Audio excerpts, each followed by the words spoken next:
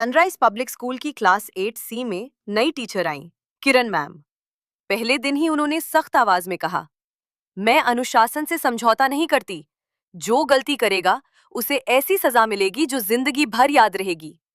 बच्चों ने सोचा बस सख्त होंगी, लेकिन उन्हें अंदाजा नहीं था कि आने वाले दिन उनकी जिंदगी बदल देंगे। शुरुआत छोटी छोटी सजाओं से हुई।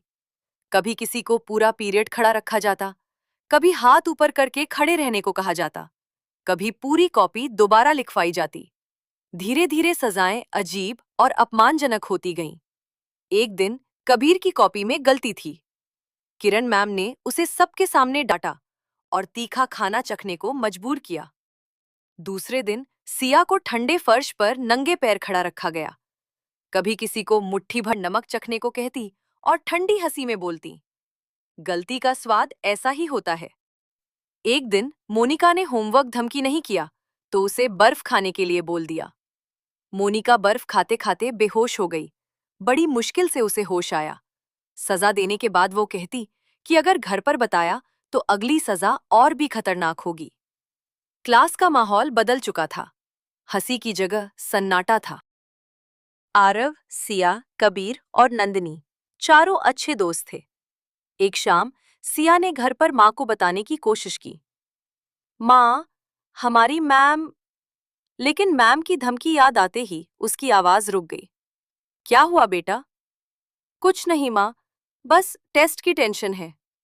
उधर कबीर भी पापा से कहने ही वाला था, लेकिन डर के कारण चुप हो गया।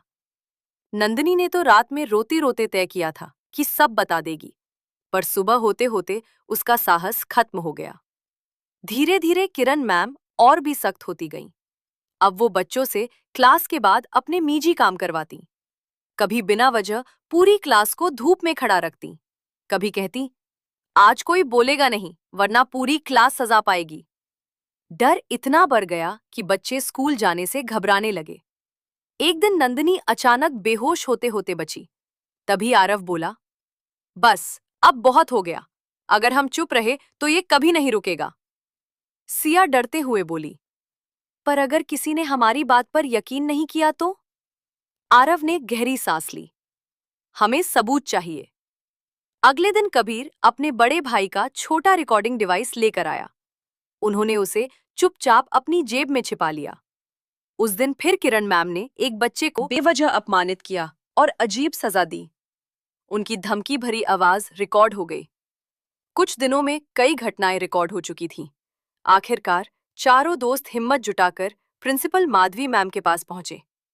पहले तो उन्हें विश्वास नहीं हुआ, लेकिन जब रिकॉर्डिंग चलाई गई तो कमरे में सन्नाटा छा गया। जांच बैठी।